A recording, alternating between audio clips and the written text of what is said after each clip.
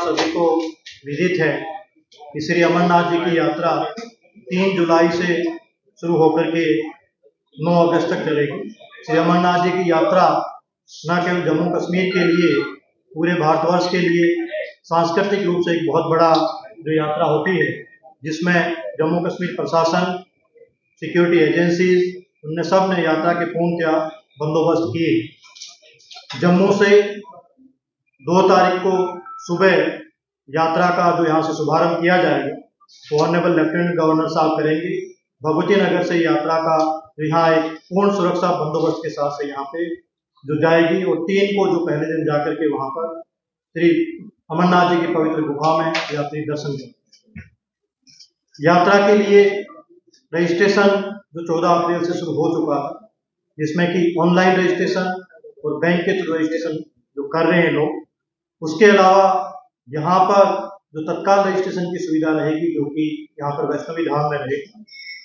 इसके अलावा जो रजिस्ट्रेशन का कोटा आता है, जितना कोटा होगा उसके अकॉर्डिंग, उसके बाद में टोकन के बाद में जो वैष्णवी धाम में टोकन मिलेगा। टोकन के पश्चात 5 रजिस्ट्रेशन सेंटर जम्मू में होंगे, जिसमें कि सरस्वती धाम, पंचायत घर, गीता भवन और राम मंदिर रहेंगे, जहाँ से कि जो यात्री जाकर के रजिस्ट्रेशन कराएंगे।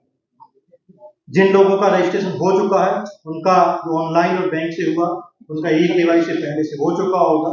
जिनका ई-केवाईसी पहले से नहीं हुआ होगा, उनको यहाँ पर आकर के ई-केवाईसी करवाना पड़ेगा, जो कि पिछले 2 साल से RFID कार्ड मिल रहा है। हर यात्री को RFID कार्ड लेना है। जहाँ से RFID कार्ड मिलेगा वहाँ पर ई-केवाईसी भी किया जाएगा। RFID कार्ड के लिए लखनपुर से लेकर के बनिहाल तक जम्मू में बंदोबस्त किए गए हैं। लखनपुर में जहाँ पे जम्मू कश्मीर का एंट्री पॉइंट है, वहाँ पर RFID काउंटर रहेगा, वहाँ से यात्री RFID काउंटर ले सकता है। उसके पश्चात सांबा में चीची माता टेम्पल में, वहाँ पर भी RFID सेंटर रहेगा। यदि यात्रा को वहीं से लेना चाहता है, वहाँ से ले सकते हैं। उसके पश्चात जम्मू के अंदर डिफरेंट जगह पे किया गया है। भगवती नगर में एक बड़ा RFID काउंटर भी लगाया गया, जहाँ से जो यात्री भगवती नगर में आएंगे वहाँ ले सकते हैं। उधमपुर में उधमपुर रेलवे स्टेशन पर, रामबन में, चंद्रकोट में और बनिहाल लांबर ग्राउंड में रखा गया, जहाँ से भी यात्री अपना RFID ले सकते। रजिस्ट्रेशन के पश्चात जो यात्रा जो यहाँ से है, सभी यात्रियों का जो सेंटर भगवती नगर रहता है, सभी यात्रियों से ये निवेदन रहेगा कि वो जिस दिन यात्रा करनी है उसके 1 दिन पहले वाली रात्रि को 10 बजे तक भगवती नगर में प्रवेश कर जाए। भगवती नगर में जिनके पास अपनी खुद की गाड़ियाँ होंगी वो भी कॉन्वॉय के साथ जा सकते हैं। जिनके पास खुद की गाड़ी नहीं होगी, जम्मू कश्मीर प्रशासन की तरफ से, SRTC की तरफ से और ट्रांसपोर्ट डिपार्टमेंट की तरफ से वहाँ बसों की व्यवस्था रहेगी। बस का टिकट काउंटर वहाँ पे रहेगा। जिस भी यात्री को जाना है वो बस की टिकट वहाँ उपलब्ध कराई जाएगी भगवती नगर से। उनको सुबह जब यात्रा कॉन्वॉय में जाएंगे तो उनको बस की यात्रा उपलब्ध कराएंगे। उसके पश्चात पूर्णतया इनके खाने की व्यवस्था, रहने की व्यवस्था की गई है। पूरे लखनपुर से लेकर के बनिहाल तक जम्मू क्षेत्र के अंतर्गत, जम्मू डिवीजन के अंतर्गत 50,000 लोगों की रहने की व्यवस्था की गई है, जिसके अंदर 106 लॉजमेंट सेंटर्स बनाए गए हैं। तो जिला प्रशासन, 5 जिला प्रशासन, कठुआ, सांबा, जम्मू, उधमपुर, रामबन और जिला पुलिस की तरफ से पूर्णतः वहाँ बंदोबस्त किए गए हैं। उनके रहने के लिए सैनिटेशन की पूर्ण व्यवस्था की गई है। वहाँ पर सामाजिक संस्थाओं के साथ मिलकर के खाने पीने के लिए वहाँ लंगर की व्यवस्था की गई है। पूर्णतः सुरक्षा के बंदोबस्त किए गए हैं। जाने के लिए भी उनके पूर्णतः बंदोबस्त किए गए हैं, जिससे कि यात्री अपनी सुखद यात्रा कर सके। जम्मू शहर एक नर्व सेंटर रहता है, तो जम्मू शहर के अंदर रहने की काफ़ी व्यवस्था की गई है, जिसमें सामाजिक संस्थाओं का योगदान भी रहता है।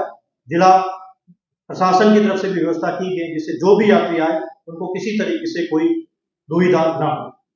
हमें आपके माध्यम से यात्रियों को और सामाजिक संस्थाओं को सभी को ये निवेदन करना है कि ये रिक्वेस्ट रहेगी, जो भी यात्री यात्रा करना चाहता है वो सुरक्षा बंदोबस्त के साथ ही, रोड डिस्ट्रप्शन की वजह से यदि कोई इश्यू होता है तो MID डिपार्टमेंट के साथ में और ट्रांसपोर्ट डिपार्टमेंट के साथ में, तो टूरिज्म डिपार्टमेंट के साथ में, ट्रैफिक पुलिस के साथ में मिलकर के कंट्रोल रूम बनाया जाएगा, जिसके अंतर्गत यात्रियों को जो लाइव सूचना दी जाएगी कि यात्रा किस समय की जाए, क्या नहीं की जाए। तो मेरा ये भी रिक्वेस्ट रहेगा कि इन चीजों को भी आप जो ट्विटर हैंडल है उनको फॉलो करें। इसके अलावा जो ये आपसे रिक्वेस्ट रहेगी कि आप सभी यात्रा के दौरान कहाँ कवरेज करनी, क्या करनी, वो भी एक डिसाइड होगा। उसके अकॉर्डिंग आपको अलाउ किया जाएगा, तो आप उसके लिए करें। उसके अलावा जम्मू कश्मीर सरकार की तरफ से IGP Jammu division commissioner Jammu को जम्मू डिवीजन के लिए ऑथराइज किया है। यदि किसी भी तरह की सूचना आप हमारे ऑफिस से या हमारे कंट्रोल रूम से ले सकते हैं। बाकी जिला स्तर पर सभी जगह पे जिला प्रशासन और जिला पुलिस ने वहाँ पे कंट्रोल रूम बनाए हुए हैं, उसमें आप कॉन्टैक्ट कर सकते हैं। अंत में मैं यही कहना चाहूँगा कि अमरनाथ जी यात्रा के पूर्ण बंदोबस्त किए गए हैं। अमरनाथ जी की यात्रा सुखद और सुरक्षित तरीके से हो, इसके लिए जम्मू कश्मीर प्रशासन तत्पर है। और ऑनरेबल लेफ्टिनेंट गवर्नर साहब ने कल प्रेस कॉन्फ्रेंस की है। ऑनरेबल लेफ्टिनेंट गवर्नर साहब श्री अमरनाथ जी श्राइन बोर्ड के चेयरमैन भी है। उन्होंने डिटेल में ब्रीफ किया है कि अमरनाथ जी की यात्रा में रूट में किस तरीके से नए बंदोबस्त किए गए हैं, उनकी पूर्णतः व्यवस्था बताई गई है। जम्मू में भी पूर्णतः उनकी व्यवस्था की गई है, जहाँ तक खाने की व्यवस्था हो, लंगर की व्यवस्था हो, रहने की व्यवस्था हो, सैनिटेशन की व्यवस्था हो, ट्रांसपोर्ट की व्यवस्था हो, चिकित्सा सुविधाओं की व्यवस्था हो, वो सब पूर्णतः से व्यवस्था की गई। एक बार फिर मेरी रिक्वेस्ट है कि जो भी यात्री इसमें यात्रा करना चाहता है, वो आपका स्वास्थ्य जांच करके सर्टिफिकेट साथ में लेके आए। यदि जो तत्काल रजिस्ट्रेशन करवाता है, उसको यहाँ पे स्वास्थ्य जांच करना पड़ेगा। अपना सही स्वास्थ्य हो, सो हो, वही यात्रा करे। एक बार फिर आप सभी लोगों का बहुत बहुत धन्यवाद। मैं अब आईजी जम्मू साहब से रिक्वेस्ट करूंगा कि वो आपको ब्रीफ करेंगे सुरक्षा बंदोबस्त के बारे में, किस तरीके से किए गए हैं और क्या क्या हिदायतें रहेगी, उनका आप काइंडली सुने, उनका पालन। जहाँ तक बारिश की व्यवस्था रही, आप भगवती नगर में देखते थे कि पीछे बापू आसाराम जी का आश्रम है, वहां पर पिछले साल से बड़ा हैंगर लगाया जाता है जिसमें यात्री रहते हैं। रजिस्ट्रेशन सेंटर में भी हम वाटर प्रूफ टेंट और हैंगर लगाते हैं, जिससे यात्रियों को बारिश में किसी तरीके का जो तकलीफ ना हो। उसके अलावा चंद्रकोट का जो एलजी साहब की तरफ से श्री अमरनाथ जी श्राइन बोर्ड की तरफ 3600 लोगों के रहने की व्यवस्था की गई है, वो पूर्णतः वहां पर है, जहाँ पर कि पूर्ण उसमें बंदोबस्त है, सब कुछ है वहां पर है। उसके अलावा लांबर में 2 सालों से मैंने पूरी व्यवस्था की है कि वहां पे 3 से 4,000 लोगों के रहने की व्यवस्था है। रेन शेल्टर बनाए हुए हैं, लंगर है, वहां पर सैनिटेशन की सुविधा है, सुरक्षा के बंदोबस्त है, सब कुछ वहां पे किए गए। जहां तक रही जम्मू शहर की बात, जम्मू शहर के अंदर हमने 17 से 18,000 लोगों के रहने की व्यवस्था की गई है, जो कि सरकार के जो लॉजमेंट सेंटर है वो, उसके अलावा सामाजिक संस्थाओं से मिलकर के भी किए गए। सभाएं हैं, मंदिर है, जैसा कि आपको पता है कि राम मंदिर में साधु लोग रुकते हैं, गीता मंदिर है, अग्रवाल सभा है, महाजन सभा है, सब जगह हमने पूर्ण व्यवस्था की गई। यात्रियों के रुकने की बारिश के अंदर पूर्ण व्यवस्था। उसके अलावा यदि जम्मू में हो जाता है, कठुआ सांबा में तो पूर्ण व्यवस्था की। मीडिया एडवाइजरी आपने कहा कि मीडिया एक सफल श्री अमरनाथ जी की यात्रा के लिए दृढ़ संकल्प और कृत संकल्पित है। जम्मू कश्मीर पुलिस के द्वारा इस पूरी यात्रा के सफल आयोजन के लिए मल्टी टीयर सिक्योरिटी का बंदोबस्त किया गया है। साथ ही साथ यात्री सकुशल अपनी यात्रा कर सकें एक सुरक्षित माहौल में, इसके लिए 1 तारीख के बाद लगातार प्रतिदिन जो ट्रैफिक पुलिस है उसकी ओर से एक ट्रैवल एडवाइजरी निकलेगी और उसमें अलग अलग जगह के लिए कट ऑफ टाइमिंग मुकर्रर की जाएगी, फिक्स की जाएगी।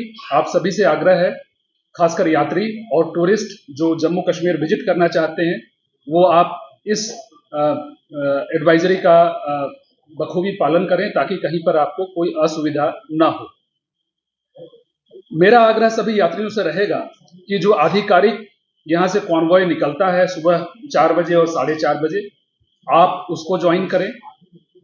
इंडिपेंडेंट तौर पर सफर करना वो उचित नहीं होगा, क्योंकि जो कॉन्वॉय के साथ जो यात्रा करते हैं उनको एक सुरक्षित माहौल उपलब्ध कराया जाता है और उसमें जो सुरक्षा का बंदोबस्त होता है वो काफी अच्छा होता है। जैसा कि डिप्कॉम साहब ने बताया कि इस पूरे सीजन में श्री अमरनाथ जी यात्रा के अलावा कई छोटी यात्राएं वो अलग अलग जिलों में चलती हैं। इसके लिए जिला प्रशासन ने इनके आयोजकों से बात करके उनको गाइडलाइंस इशू किए हैं कि टाइमिंग क्या होगी, उसमें कितने लोगों का जाना सुरक्षित माना जाएगा। तो आप सभी से आग्रह है कि जिला प्रशासन के द्वारा जो गाइडलाइंस इशू किए गए हैं उसको काइंडली आप स्टिक करें। जो ट्रैफिक डिपार्टमेंट के द्वारा जो एडवाइजरी इशू की जाती है, इसका ये संदेश हर एक यात्री तक पहुंचे, भारतवर्ष के कोने कोने तक पहुंचे। इसके लिए सभी जो होटल ओनर्स हैं, जो टैक्सी यूनियन है, उनसे मेरा आग्रह होगा कि इसको प्रोलिफरेट करने में, इसको पब्लिसाइज करने में आप हमारी मदद करें। जो NH-44 है, ये लखनपुर से शुरू होकर के जो हमारा क्षेत्र है वो बनिहाल में खत्म होता है। इस पूरे स्ट्रेच में सुरक्षा उपलब्ध कराई गई है, चाहे वो आरोपी की बात करें, चाहे CCTV कवरेज की बात करें, रोड साइड जितने लॉजमेंट सेंटर्स हैं, जितने लंगर्स हैं, उन सभी में सुरक्षा हम लोग उपलब्ध करा रहे हैं। आप सभी से आग्रह है कि इस यात्रा का सफल आयोजन में काइंडली आप एडमिनिस्ट्रेशन की मदद करें। थैंक यू, धन्यवाद। Thank you. सर एक क्वेश्चन आई थी जब वो सर आप सिक्योरिटी में बोल रहे हैं सर, उधमपुर ऑपरेशन के बारे में डिटेल्स दें। उधमपुर ऑपरेशन का जहां तक सवाल है, बसंतगढ़ के इलाके में जो हमारा ऑपरेशन चल रहा था उसमें कल सुबह आतंकवादियों के साथ हमारी मुठभेड़ तकरीबन सुबह 8:30 बजे शुरू हुई और उसके बाद मुठभेड़ दिन भर चलती रही। मौसम वहाँ काफी खराब था। यह ग्रुप 4 आतंकवादियों का था और उसमें से एक को सक्सेसफुली न्यूट्रलाइज किया गया। बाकी 3 की खोजबीन अभी चल रही है।